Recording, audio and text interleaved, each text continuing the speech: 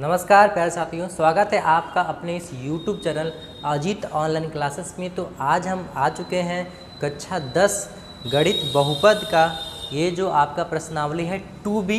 प्रश्न संख्या क्या है आपका 10 से हम आज हल करके बताएंगे आपको। इसके पहले हमने इनके सभी सारे क्वेश्चन करवा दिए हैं, एक दो होमवर्क के लिए भी दिए थे। अगर आप लोग होमवर्क कर रहे हैं तो हमें कमेंट ज़रूर करें, ठीक है। चलिए हम लोग करते हैं 10वां प्रश्न की ओर। देखिए 10वां प्रश्न आप किताब में पढ़ेंगे, किताब भी आप साथ साथ हमारे क्वेश्चन को पढ़ेंगे, ठीक है। चलिए 10वां प्रश्न कहता है एक त्रिघात बहुपद ज्ञात कीजिए जिसके शून्य का योगफल तथा गुणनफल संख्याएं दी है। मतलब ये जो दिया है पहला आपका जो है ये पहला आपका दिया है 1/4 और माइनस का 1 दिया है, ठीक है। इसको हल करना है, ठीक है। जैसे कि हमें ज्ञात करना, हमें आपको पता होगा कि हमें पूछा है कि बहुपद ना द्विघात बहुपद ज्ञात करना है और हमें दिया क्या है तो कहोगे गुणनफल और योगफल दिया है। तो देखो पहली बात क्रमशः दिया है तो आपको ये पता होना चाहिए कौन गुणनफल कौन योगफल है। तो पहले दिया है देखिए शून्यकों का योगफल, योग दिया है 1/4, गुणनफल कितना दिया है माइनस का 1 दिया है। चलिए हम लोग हल करते हैं। तो देखिए जो द्विघात बहुपद है, ठीक है, द्विघात बहुपद के लिए क्या होता है सूत्र, तो कहेंगे x² माइनस, ठीक है, alpha plus beta plus alpha into beta.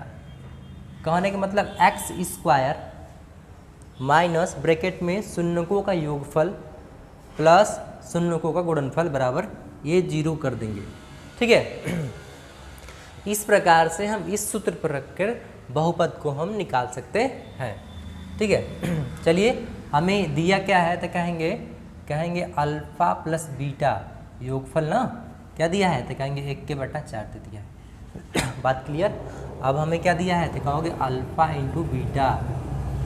Into beta मतलब शून्यकों का गुणनफल कितना दिया है तो कहेंगे माइनस का 1 दिया है।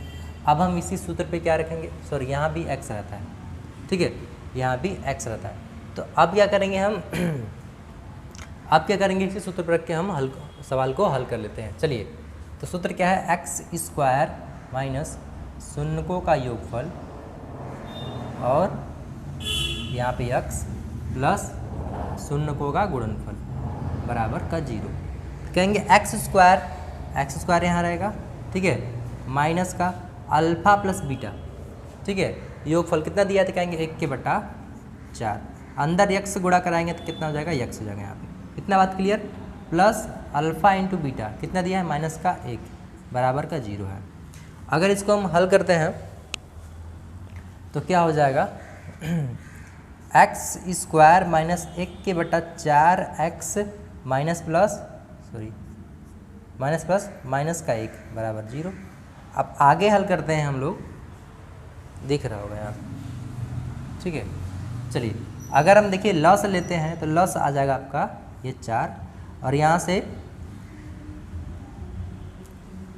अगर यहाँ बटा 1 मान लेते हैं तो कितना हो जाएगा 4x², ठीक है। अब माइनस का x हो जाएगा यहाँ पे और ये आपका हो जाएगा माइनस का 4 बराबर 0। ये 4 अगर उधर भेजेंगे तो क्या होगा, लस लेने आ रहा है कोई दिक्कत नहीं है ना, ऐसी बात नहीं कि हम बताए जा रहे हैं समझ में नहीं आ रहा। अगर लस लेंगे, लस लोगे 4 आएगा, इसके बटा 1 मान के इसके बटा 1 मान के तो भाग देंगे 4, फिर गुणा कराएंगे ऊपर 4x² हो जाएगा और 4 कट जाएगा, बचेगा 1। यहाँ पे x है तो माइनस का x हो गया और यहाँ पे 1 है, नीचे बटा में 1, भाग देंगे 4, गुणा कराएंगे तो -4 हो जाएगा। अगर इधर आएगा भाग में, इधर क्या हो जाएगा गुणा में, गुणा कराएंगे तो क्या होगा 0 हो जाएगा। किसी भी नंबर को अगर 0 से गुणा कराते हैं तो 0 होता है, ठीक है। तो हमें क्या मिला, तो मिला है आपका द्विघात बहुपद 4x² माइनस का x माइनस का 4। ये आपका क्या हो गया, ये आपका इस प्रश्न का उत्तर हो गया। एकदम इजी सिंपल तरीके से आप लोग स्क्रीनशॉट ले लीजिए, नोट्स भी बनाइए, ठीक है। चलिए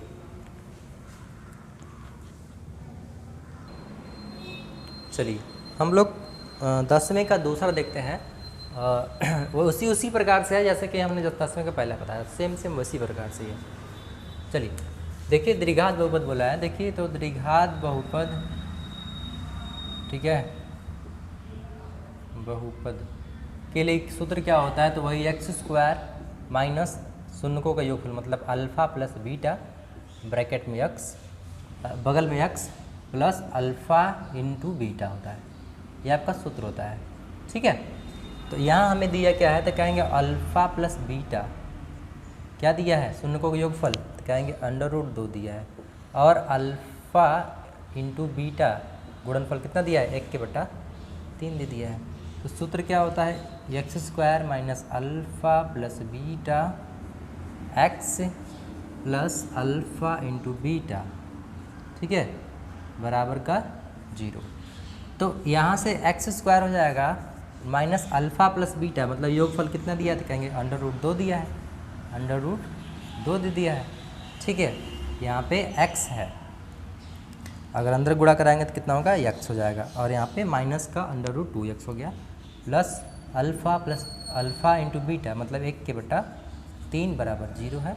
अब 3 का लॉस लेंगे तो कितना आएगा बाबू, यहाँ पे 3 हो जाएगा, और यहाँ से 3x² माइनस का ये 3 भी गुणा में हो जाएगा, तो 3 √2x, ये 3 कट जाएगा, प्लस 1 बचेगा बराबर का 0।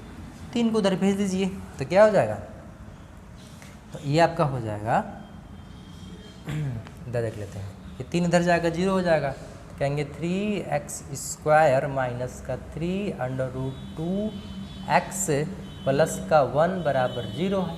यही तो आंसर होगा हमारा। बात समझ में आ रही है, एकदम सिंपल तरीके से हमने बताया है, और पहला जो था उसी प्रकार से दूसरा भी हो गया। अब देखिए इसमें एक क्वेश्चन और दिएगा, तीसरा दिया है, तीसरा आप तो खुद से कर सकते हैं, योगफल दिया है 0, गुणनफल दिया है √5 दिया है, तो इनको आप कर लीजिए।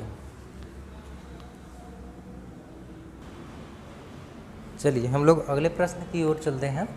देखिए हमने 11वां प्रश्न को स्किप कर दिया है, क्योंकि ये 10वां प्रश्न की तरह ही बिल्कुल है, 10वां और 11वां प्रश्न एक ही तरह है। तो आप, हमें उम्मीद है कि अगर आप हमारे अच्छे से वीडियो देखते हैं, हमारे क्वेश्चन सवाल समझ में आते हैं, तो आप प्रश्न नंबर 11 को कर लेंगे। हम प्रश्न नंबर 12 को पढ़ते हैं। कह रहा है यदि बहुपद ax² minus 5x plus c के शून्यकों का योगफल और गुणनफल प्रत्येक 10 के बराबर है, तो a और c का मान ज्ञात कीजिए। शून्यकों का योगफल और गुणनफल दोनों 10 दिया है। देखिए कैसे करेंगे, हमें शून्यकों का योगफल तो क्या होता है, तो क्या आएंगे -b/a होता है। ये सूत्र होता है ना, आपने ax² plus bx plus c से तुलना कराने पर निकाल लेंगे। ठीक है, तो देखिए शून्यकों का योगफल हमें कितना दिया है, तो इसमें 10 दिया है, शून्यकों का योगफल और गुणनफल दोनों का मान ही 10 दे दिया है, तो यहाँ 10 लेंगे बराबर -b। -b कितना है, b कितना, तो क्या आएंगे -5। b का मतलब होता है x का गुणांक, और a का मतलब होता है x² का गुणांक। हमने इसके पिछले वाले क्वेश्चन में हमको बताया है। ठीक है, तो a कितना है आपका, a का मान a होगा। ठीक है, तो 10 बराबर या क्या हो जाएगा, माइनस प्लस 5/a। हमें a का मान चाहिए, तो a बराबर क्या होगा, 5/10। तो a बराबर क्या हो जाएगा, 1/2। कट जाएगा तो क्या मिल जाएगा हमें, 1/2। हमें a का मान निकल गया। और c का बोला है सॉरी, c का बोला है, तो क्या होगा, शून्यकों का गुणनफल। आपको पता होगा क्या होता है, अचर पद बटे x² का गुणांक, c/a। गुणनफल कितना दिया था, क्या होगा 10। c कितना है अचर पद, तो कहेंगे c का मान c है, और a का मान कितना है, एक मिनट, a का मान a है। ठीक है, यहाँ से a का मान रख लेंगे। ठीक है, तो 10 बराबर c/1/2। बटा ऊपर जाता है तो क्या होगा, 10 बराबर 2c/1 नहीं लिखा जाता है, या लिखो या मत लिखो। हमें c का मान चाहिए, तो c बराबर क्या हो जाएगा 2 के बट्टा 10 और c बराबर कितना हो जाएगा, सॉरी 10 के बट्टा 2 होगा ना, 10 के बट्टा 2 और c का मान कितना आ जाएगा, हमें c का मान मिल जाएगा इधर गुणा में इधर क्या आएगा, भाग में जाएगा, तो 10 के बट्टा 2 हो गया और c बराबर क्या मिल गया, हमें 5 मिल गया। तो लिख देंगे अतः, यहाँ लिख देते हैं अतः a बराबर 1 के बट्टा 2 और c बराबर 5 हमें मिला है। ठीक है, c बराबर 5 मिला है। अब देखिए अगले प्रश्न की ओर हम लोग चलते हैं।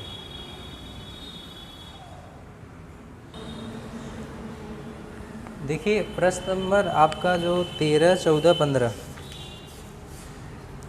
ठीक है, ये आपको खुद से करना है। देखिए बहुत बढ़िया सवाल है। 15वां कह रहा है शून्यों के बीच संबंध ज्ञात करना है और सततता की जांच भी करना है हमें। तो पहला प्रश्न उसी प्रकार से रहा है, ठीक है, और गुणनखंड बहुपद ये 14वां दिया है आपको, उसी प्रकार से करना है। 15वां देखिए इसमें शून्यक भी ज्ञात करना है। तो 13, 14, 15 अगर कर ले रहे हैं तो ठीक है, नहीं तो हम अगले वीडियो में उसको डिस्कस करेंगे। ठीक है, तो मिलते हैं अगले प्रश्नावली में, जो कि इसके बाद आपका प्रश्नावली 2C होगा। और 2C 2D ज़्यादा है नहीं, इसकी बात खत्म करके हम द्विघात बहुपद चैप्टर नंबर 2 चरवाल रैखिक समीकरण, ठीक है, 2 चरवाल रैखिक समीकरण, जो कि जल्द ही अध्याय 3 पर हम लोग आने वाले हैं। तो मिलते हैं अगले वीडियो, तब तक के लिए नमस्कार।